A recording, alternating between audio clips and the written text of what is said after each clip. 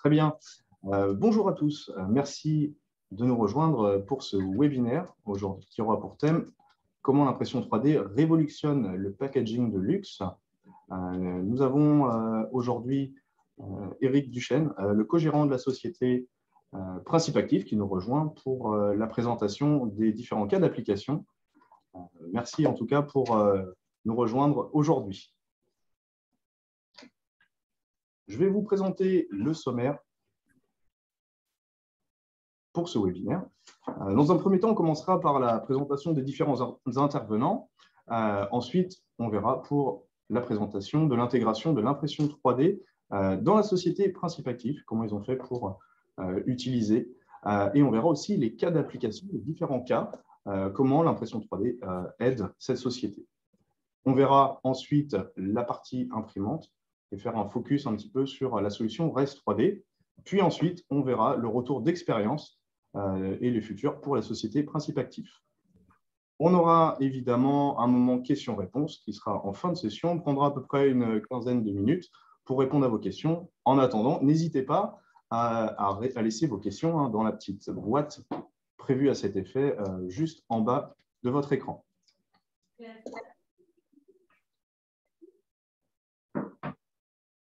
Dans un premier temps, on va présenter donc les intervenants. Éric, merci en tout cas de nous rejoindre pour cette session.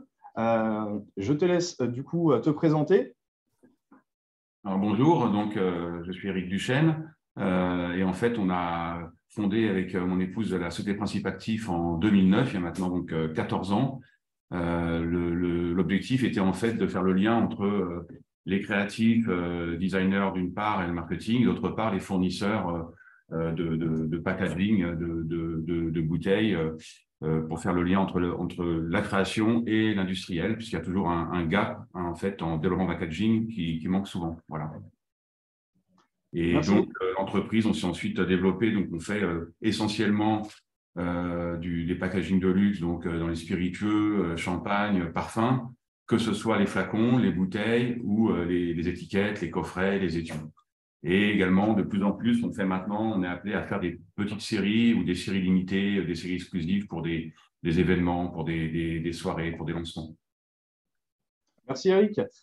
Eh bien, pour ma part, je m'appelle Samuel Cavaret et je suis formateur en impression 3D au sein de la société Ava 3D.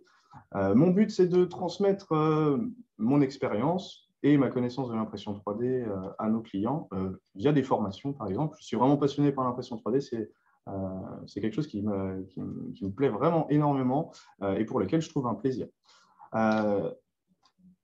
Pour la société Ava 3D, nous sommes présents depuis une dizaine d'années déjà.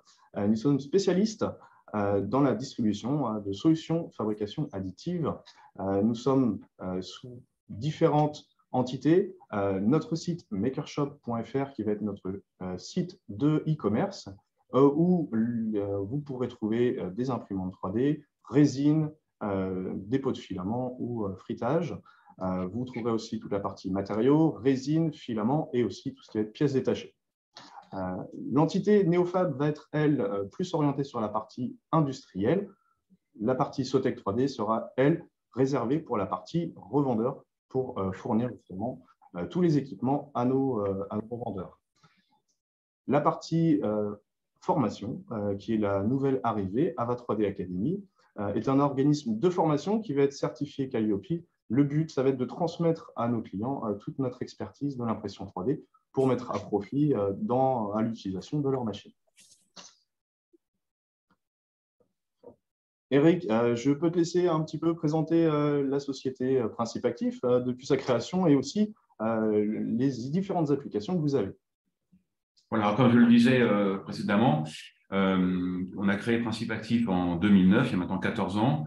Et c'est né d'une envie de tisser en fait un lien entre, d'une part, la création et d'autre part, la technique, et d'associer, quand faire se peut, l'artisanat français au développement des marques.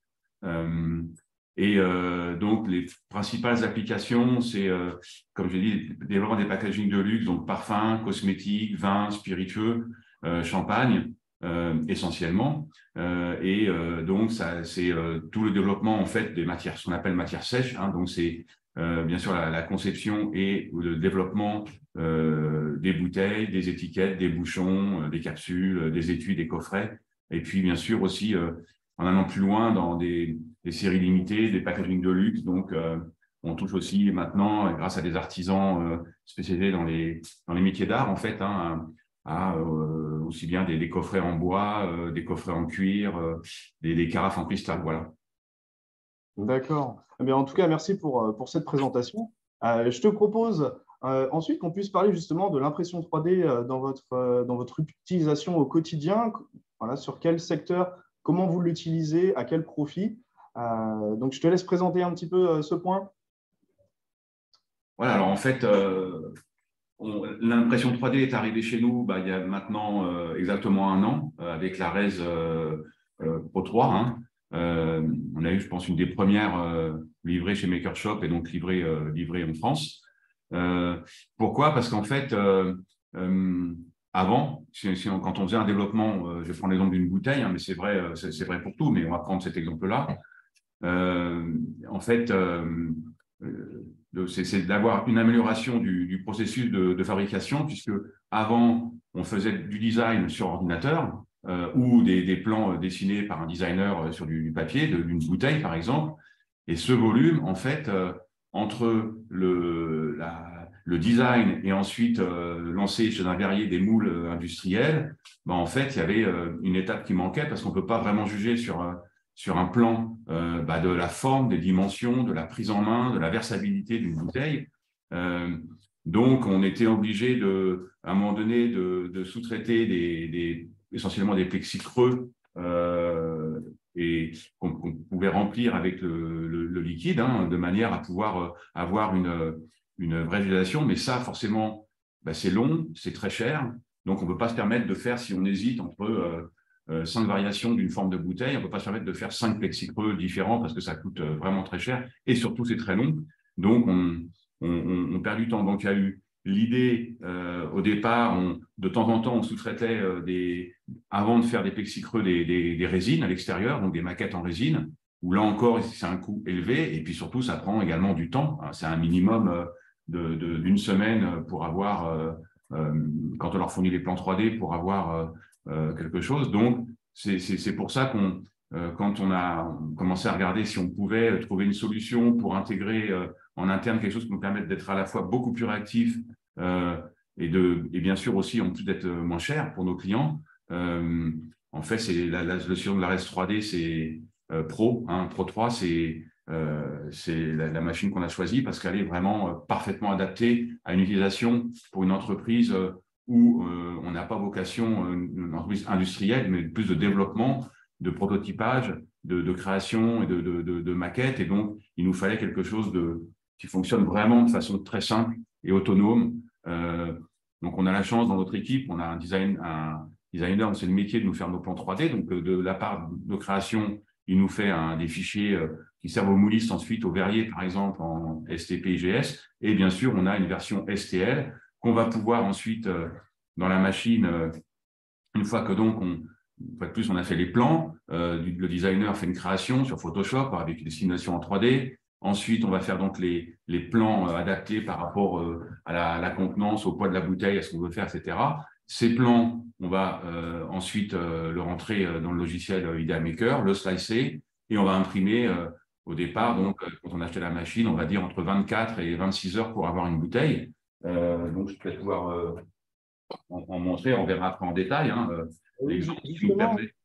Je te propose justement de passer sur les différents cas d'application. Comment, du coup, dans quel usage et sur quel type de fichier vous utilisez l'impression 3D? Peut-être parler justement des différents éléments et différents cas justement qui sont concrets.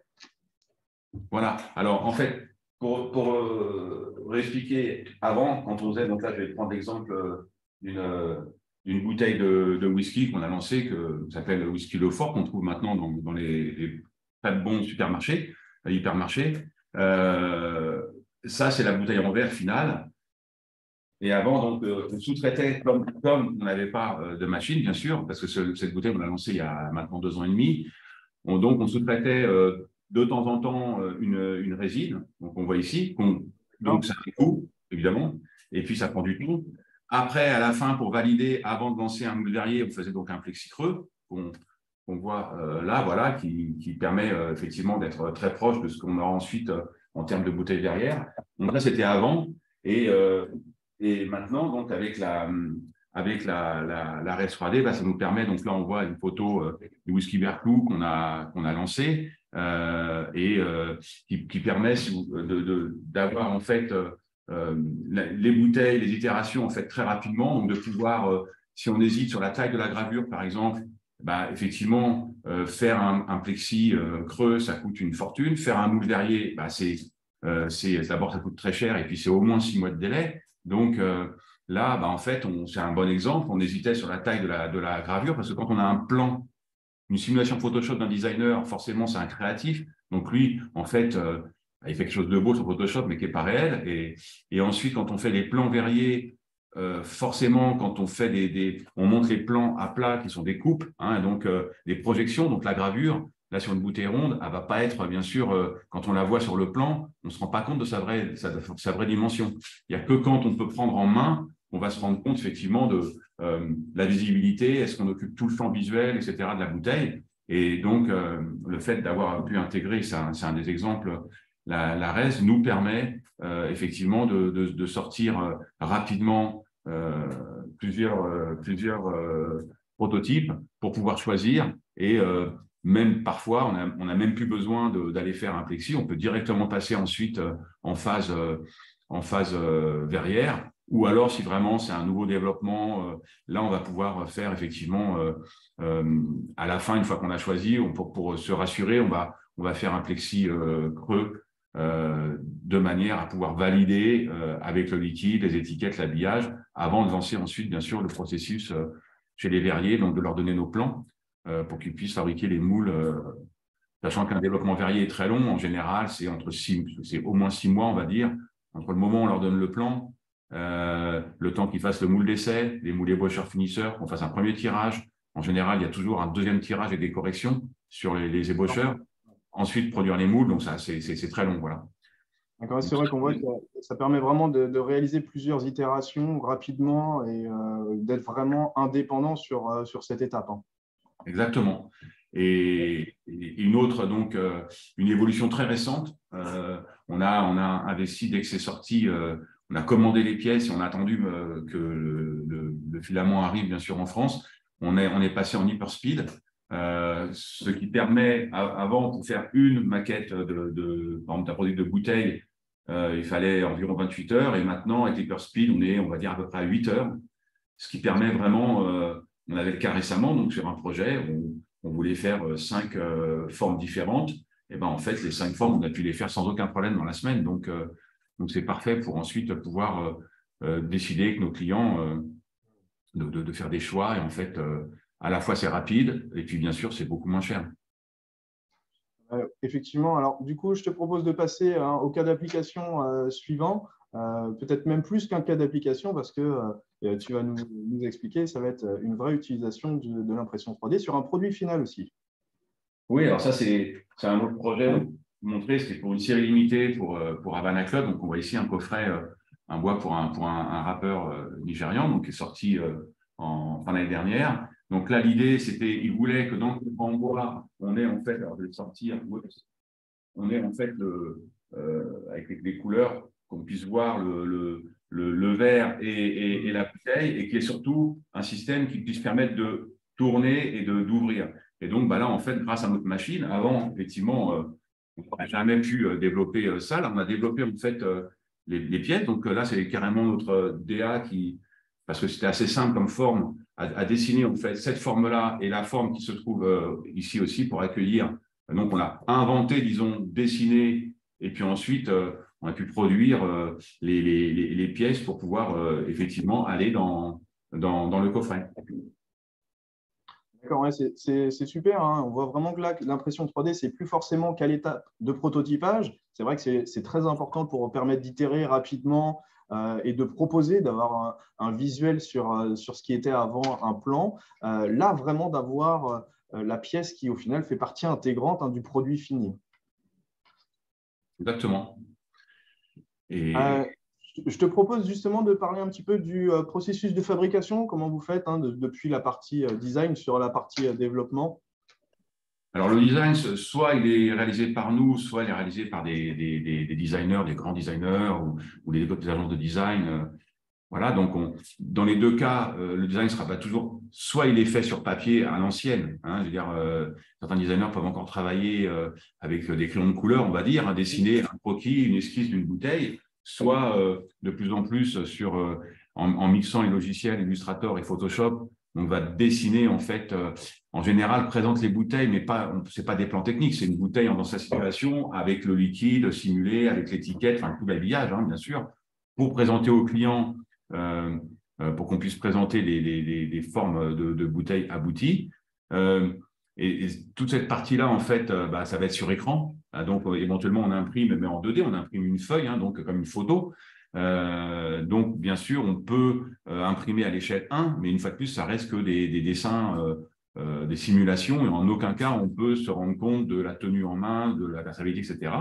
Donc, dans le process tel que nous, on le fait, une fois que le design est, on va dire, est validé, plus ou moins, enfin validé en cours de développement, on va faire la CAO, c'est-à-dire qu'en fait, on a un dessinateur spécialisé qui travaille sur un logiciel déjà type CATIA, en fait, qui va donc, en fait, si c'est une bouteille en verre, par exemple, va faire le plan en tenant compte, moi, de mes contraintes industrielles, de poids de verre, d'épaisseur, de chambre d'expansion, enfin, tous les points techniques, et il va réaliser les vrais plans de la bouteille extérieure, du moule verrier, en fait, hein, et ces plans, on les exporte dans des systèmes qui sont lus par les moulistes qui vont faire les moules, mais également, bien sûr, puisque c'est le schéma de base, en fichier en .stl, stéréolithographie, qui va ensuite nous permettre de prototyper, nos maquettes, qu'on les sous-traite à l'extérieur ou en plexi creux, ou bien sûr maintenant qu'on les fasse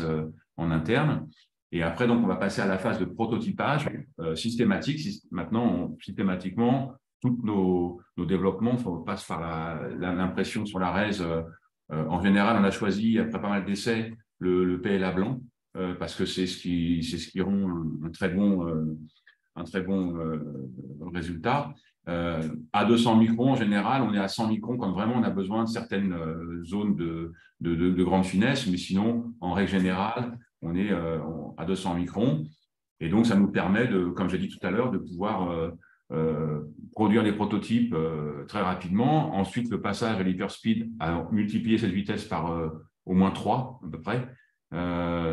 Et donc, ça nous permet d'avoir des volumes, donc la bouteille, mais bien sûr, il y aura le bouchon, par exemple, et puis ensuite, on va pouvoir mettre des étiquettes dessus, qu'on fait en interne. On a des machines pour équiper, ce qui permet vraiment d'avoir une première visualisation. Si besoin, on a à l'extérieur un peintre, un artiste, en fait, hein, à l'aérographe, qui va pouvoir nous peindre les bouteilles pour simuler, en fait, le liquide, pour avoir encore un rendu un peu plus réaliste, ce qui permet vraiment de pouvoir gagner énormément de temps dans nos développements et dans la prise de décision. Voilà. Parce qu'une fois de plus, un moule verrier, c'est trop tard. Quand on est en production, on se rend compte qu'il y a une erreur. En fait, on a investi énormément de temps et d'argent et il faut tout recommencer. D'accord, donc c'est vrai que l'imprimante permet justement d'avoir des itérations qui font gagner à la fois du temps et aussi au final de l'argent. Je te propose justement de parler de cette imprimante Race 3D que vous avez sélectionnée, qui est une marque qui est déjà existante depuis de nombreuses années. C'est une imprimante qui a évolué avec le temps, qui s'est améliorée, fiabilisée.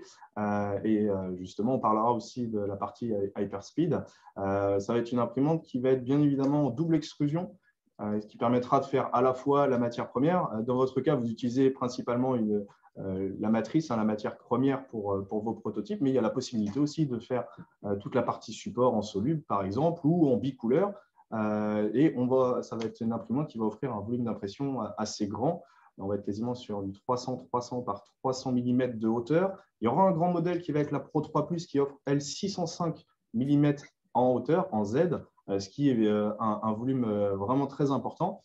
C'est une imprimante qui a aussi un plateau flexible pour faciliter le retrait des pièces. Je pense que vous l'appréciez justement parce que c'est vrai que sur certaines pièces, il y a un contact avec le plateau qui est très grand et c'est beaucoup plus simple pour retirer ces pièces. On aura aussi un système de filtration pour tout ce qui va être les émanations. Et bien évidemment, c'est une imprimante qui va s'inclure dans le système cloud et IDEA Maker. Je pense que, Eric, vous l'utilisez justement pour la partie envoi des impressions à distance et de pouvoir aussi surveiller les impressions avec la caméra. Donc, cette imprimante, elle s'inclut pleinement dans l'écosystème de Race 3D. Donc, c'est vraiment une imprimante qui est aussi évolutive, notamment avec une large compatibilité dans les matériaux. On va aussi bien sur les matériaux standards, PLA flexibles, que dans les matériaux qui sont plus techniques comme le nylon, le polypropylène ou l'ABS. Donc, c'est une machine qui imprime tous ces matériaux avec une très bonne qualité. On a vraiment une bonne précision aussi et on est accompagné. C'est une machine qui est performante et qui a, et au fur et à mesure des années, qui a monté en fiabilité, qui va pouvoir justement avoir un rendu excellent. D'ailleurs, on va parler du rendu avec l'amélioration qui est arrivée il y a quelques temps de l'Hyperspeed, qui est vraiment un pas supplémentaire dans la vitesse d'impression. Tu nous le disais tout à l'heure, Eric, ça vous permet de faire beaucoup plus d'itérations. Et là, vraiment, avec ce nouveau kit, cet upgrade qui est sorti, on est vraiment sur une amélioration quasiment par 3 du temps d'impression. Sur certaines pièces, ça sera peut-être même plus. Donc, c'est vraiment une optimisation. C'est plusieurs hôtels, donc 2 hôtels qui vont être spécifiques, qui vont être étudiés pour pouvoir extruder la matière avec une fluidité vraiment adaptée. Ça sera aussi des matériaux qui vont être adaptés, qui vont être prévus pour l'utilisation. On aura du PLA high speed et de l'ABS high speed. Donc, c'est vraiment un environnement qui est étudié pour et surtout sans perte de qualité. Donc, c'est-à-dire qu'on va pouvoir avoir une vitesse d'impression qui va être au maximum et en gardant la qualité d'impression. Donc, ça, c'est vraiment un bénéfice. Je pense que tu as vraiment vu, Eric, la différence avec et sans l'Hyperspeed. Comme je le disais, en fait, avant, en gros, une bouteille, il fallait, on va dire, à peu près 28 heures. Donc, quand tu lances un prototype, admettons, le matin à 9 heures, ça veut dire que tu le récupères le lendemain à 13 heures. Et puis, donc, tu relances une deuxième différente, tu la récupères ensuite à 18 heures.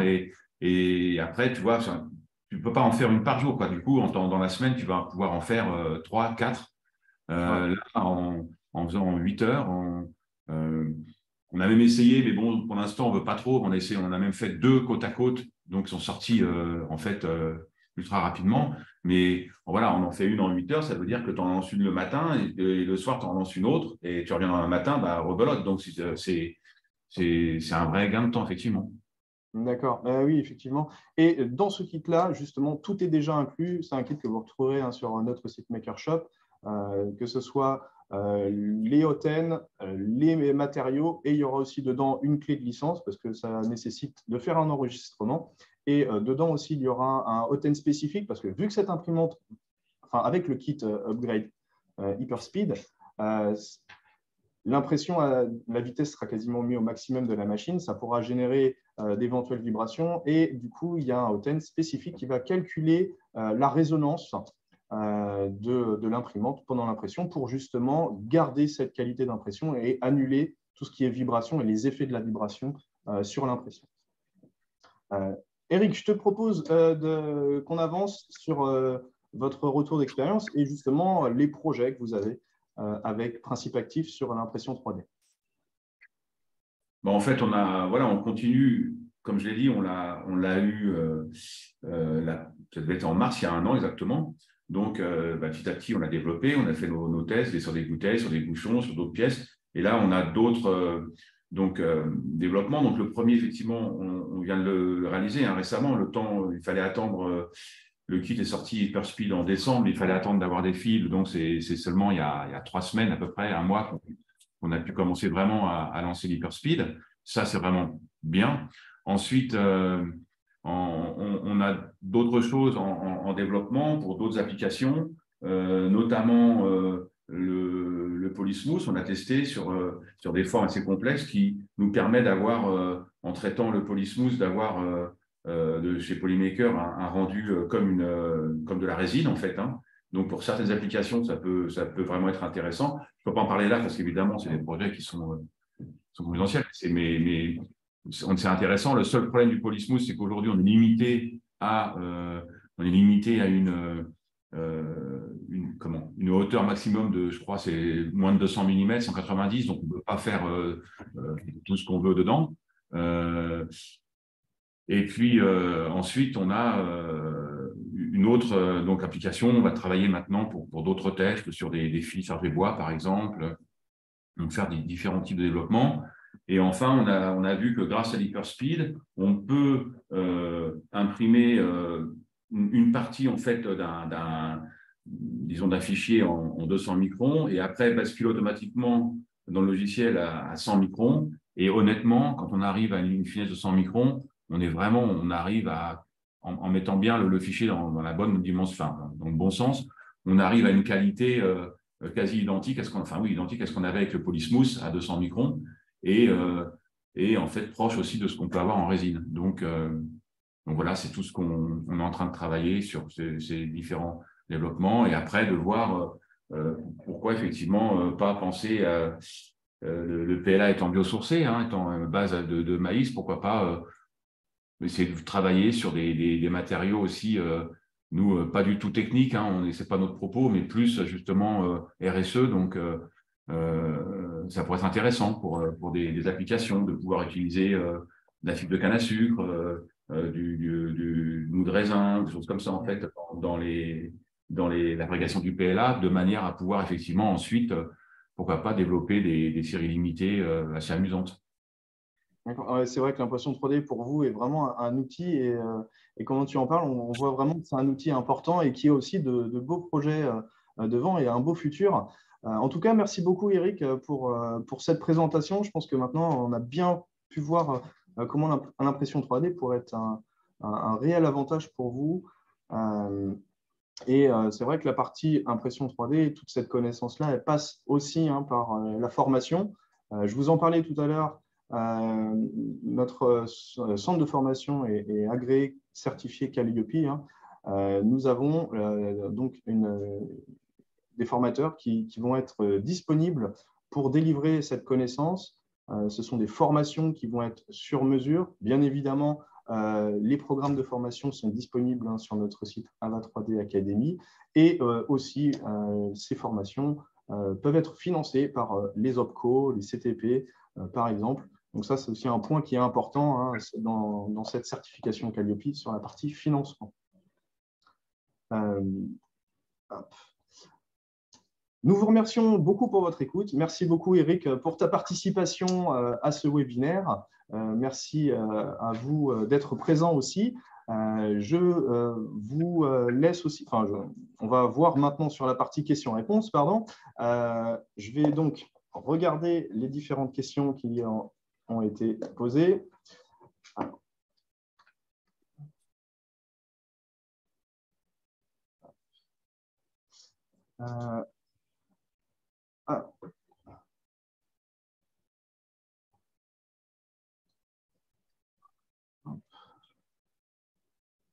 Alors, on va survoler les différentes questions. Je ne sais pas, Eric, si de ton côté, tu vois aussi la partie questions.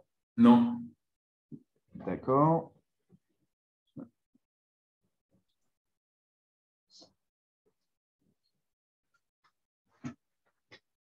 Alors, très bien. Alors, Eric, ce que je te propose peut-être en attendant sur la partie questions, ça serait de nous montrer peut-être un petit peu plus près les impressions que tu peux réaliser avec l'Hyperspeed. Ben voilà, là, en fait, un exemple de bouteille, on voit. Donc, je ne sais pas si on voit bien voilà, la qualité. On voit très bien sur l'écran. Ici, un autre exemple, c'est pour qui peuvent permettre aussi de faire voilà, des différentes, bien sûr, capacités. Hein, on n'est pas limité, donc de permettre, voilà, on évite, là, c'est un exemple, si on hésite sur des formes qui se jouent à quelques différences, quelques millimètres, mais en fait, ça, dans l'épaisseur, dans la largeur, ça permet effectivement de pouvoir faire tous les plans et de pouvoir juger vraiment pour se rendre compte en fait du rendu, quoi. D'accord. Et sur la matière, justement, sur le PLA, pour vous, c'est la matière qui correspond parfaitement pour ce type de besoin, parce qu'il n'y a pas de contrainte particulière. En termes de coût, on est sur une matière qui est très abordable. Et puis, en facilité d'impression, on va dire que c'est ce qu'il y a de plus simple. Nous, en fait, c'est pas des pièces techniques. Nous, ce qu'on fait, on ne fait pas des pièces techniques. Hein, ce n'est pas notre métier. Et effectivement, ce qu'il fallait, on a aussi choisi la RS 3D parce qu'on voulait une machine qui soit simple d'utilisation, qui soit fiable. Pour ça, elle est parfaite parce qu'en fait, le chargement du fil est, on va dire, de façon automatique avec l'écran tactile. Voilà, il suffit de suivre. Hein, l'éjection du fil, même chose, c'est automatique. La calibration du plateau avec donc le palpeur en fait qui se situe entre les deux têtes et qui vient se calibrer automatiquement pour ensuite rééquilibrer le plateau. Tout ça, ça se fait de façon complètement automatique. Donc, c'est vraiment très pratique. Et le PLA, effectivement, on avait essayé d'autres matériaux, mais nous, c'est pas utile pour nous et c'est franchement source de problème. Là, le PLA, au moins, c'est fiable. Alors, bien sûr, on prend du PLA, même en normal, je ne prends que du RES, ou éventuellement, sur d'autres fils, parce qu'il n'existe pas chez RES, je prends le Polymaker, Polysmooth ou Polywood, et c'est tout. En fait, on ne prend pas des marques de fils, on va dire, exotiques. Comme ça, au moins, on est sûr d'avoir la compatibilité. Et après, le PLA, par rapport à nos projets, on a essayé différentes couleurs. On avait essayé du jaune, du rouge et même du noir aussi. Mais en fait, c'est vraiment le blanc qui rend le mieux. On a aussi essayé en polysmooth du transparent, mais ça, c'est très décevant, quoi. En fait, ce n'est pas du tout transparent. Donc, c'est pas pour nous, en fait, le fil blanc est vraiment le PLA blanc pour voir, en fait, les détails, pour apprécier c'est ce qu'il y a de mieux. Et si ensuite on doit avoir une certaine couleur, là, effectivement, on va faire peindre nos prototypes. D'accord. Alors ici, j'ai une question qui est posée. La question, avez-vous pu utiliser ces bouteilles pour conserver les produits? Et si oui, avez-vous constaté une dégradation de la bouteille au fil du temps? Non, les produits, c'est pas fait pour remplacer la bouteille en verre. Hein. C'est juste pour valider une forme. Alors, on peut mettre bien sûr, pour faire du poids, on peut mettre dedans de l'eau ou le produit, mais là, ça n'a pas d'intérêt dans le sens où c'est opaque. Donc, de toute façon, le liquide qu'on met dedans n'a pas d'importance. Par contre, on fait les vraies dimensions, les vraies épaisseurs et tout, effectivement, ça nous permet de vérifier, nous, la capacité de notre bouteille, puisque c'est la vraie dimension On a estimé un poids de verre. Donc, ce poids de verre, on a fait par rapport à une épaisseur de paroi, hein, donc quand on fait les plans. Et du coup, comme la bouteille, elle a exactement la même dimension, puisqu'on va faire en fait l'impression des parois, si elle fait 5 mm, on aura 5 mm d'épaisseur. Et du coup, on va pouvoir vérifier que notre capacité rabord est bien la bonne capacité qu'on attend de la bouteille en verre ensuite. D'accord. Oui, dans ce sens-là, on va mettre du liquide dedans à rabord, qui nous permet effectivement de vérifier que nos calculs sont bons avant de lancer le moule verrier. D'accord. Alors, je regarde. On a une autre question. Alors, pourquoi utiliser du FDM plutôt que du SLA pour ces applications de prototypage esthétique? En fait, on a essayé avec une petite machine, hein, le SLA, la résine, et honnêtement, ce n'est pas du tout pour nous, parce qu'en fait, comme je l'ai dit, là, cette machine, le FDM est très fiable, simple d'utilisation, il n'y a pas de problème d'odeur, il n'y a pas de problème de manipulation, on n'est pas obligé d'avoir des gants, d'avoir de l'aération, etc. Et puis, la résine, en fait, c'est très complexe, c'est pas fiable. Avec l'effet ventouse, la bouteille sur le plateau, en fait, elle sort comme ça. C'est-à-dire qu'en fait, on commence à imprimer Donc en XY, toujours bien sûr, on commence à imprimer le bas de la bouteille. Au fur et à mesure, le plateau descend. On voit la bouteille monter. Elle est parfaitement verticale, elle est parfaitement équilibrée, il n'y a pas de problème. Si on le fait, on avait essayé en résine, on est obligé de mettre, comme c'est fait à l'envers, de mettre la bouteille non pas comme ça, mais de la mettre de travers avec des supports un peu partout.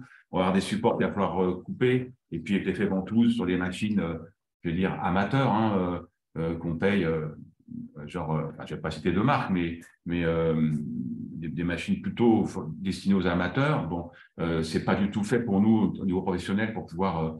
Et puis, surtout, ça nécessite des post-traitements qui sont honnêtement compliqués, qui sont sans être dangereux, qui ne sont pas bons. Je veux dire, donc, il faut mettre dans des pièces aérées spéciales, il faut avoir des équipements, enfin, je veux dire, nettoyer une pièce en résine qui n'apporte rien, en fait, parce que si on faisait sur ces résines, on fait une bouteille en résine blanche ou grise, ça ne changera absolument rien au rendu, voire ça sera pire parce qu'en fait, on ne l'aura pas fait de vertical, donc on va avoir des formations. Et puis, non, c'était vraiment pas une solution. D'accord. Et puis l'avantage du FDM, c'est comme tu disais, une fois que la pièce est directement imprimée, tu n'as plus qu'à la retirer du plateau et elle est directement présentable. Donc, il n'y a pas de post-traitement, d'autant plus que la structure de vos pièces en général ne nécessite pas de support. Donc, 100% de la matière imprimée fait partie du prototype. Donc, on minimise le déchet au final avec le FDM sur cette application.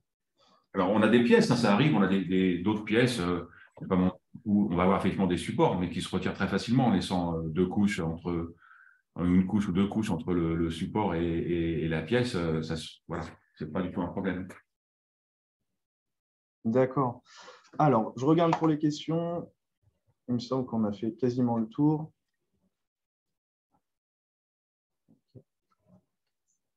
Alors, je ne sais pas si tu peux nous remontrer un petit peu plus près sur la caméra la boîte, justement, avec le verre.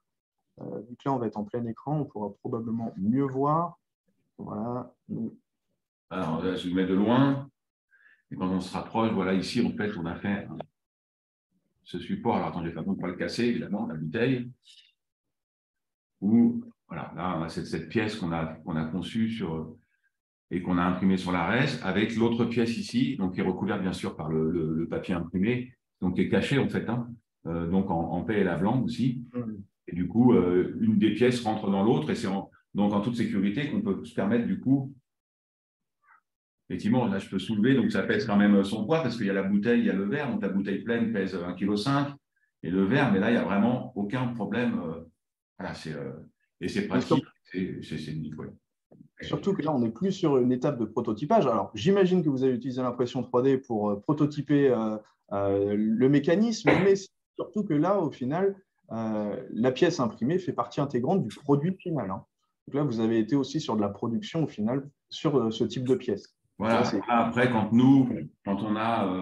c'est comme ça, après une grande série de pièces à produire, on a du coup, nous a été recommandé d'ailleurs par notre commercial chez Maker Shop, un sous-traitant dont c'est le métier, lui, de produire des grandes séries. Donc, nous, on met au point, on fait les prototypes, et puis voilà, on fait quelques-uns. Et ensuite, quand on a, par exemple, on avait dans ce cas-là, je ne sais plus, 150 à produire, bah forcément, on ne va pas immobiliser notre machine pour produire, donc on sous-traite. Mais que été fait avec nos plans, avec nos prototypes, exactement de la même façon. D'accord. Parfait. Merci beaucoup, Eric, en tout cas, pour cette présentation.